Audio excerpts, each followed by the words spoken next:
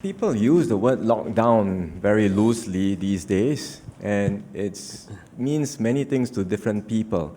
We like to think of our strategies in different categories and based on risk. At the very baseline level, there are things that we ought to do permanently. And even after COVID-19 is over, and it will be over at some stage, we have to maintain these standards.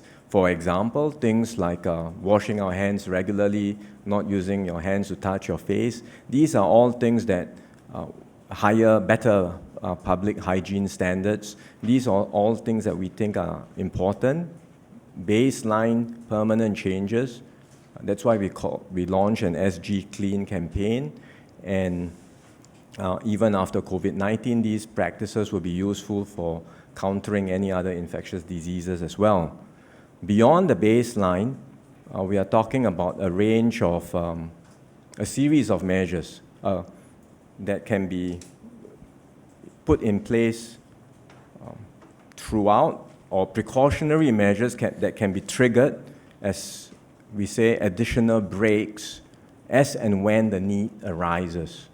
So we announced a series of measures last Friday around large-scale gatherings for F&B outlets to have separated seating. That's the next level of risk, and that's the next level of precautionary measures which we have introduced. Now we are putting in place a third category, or higher category, of additional precautions, including limiting gatherings to less than 10, and even closing some of these venues where we think social gatherings are likely to be concentrated. We've said that these measures will be put in place for a month.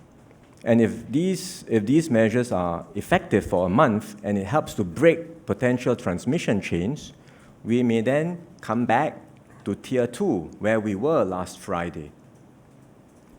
If these measures are not effective, we may continue them for another month.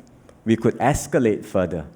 Escalating further would then go into the next level of measures, which would include suspension of schools and workplaces. They have to go together, because there's no point talking about, you can close the school, but people need to look after children.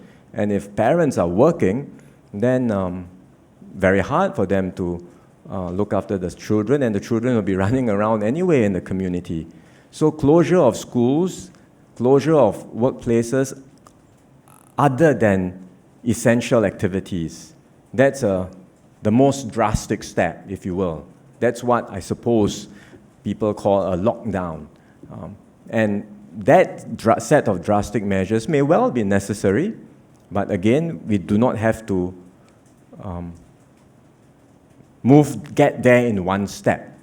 We can take a series of breaks, and then if the situation warrants it, then we may very well, at a later stage, we may very well have to do that.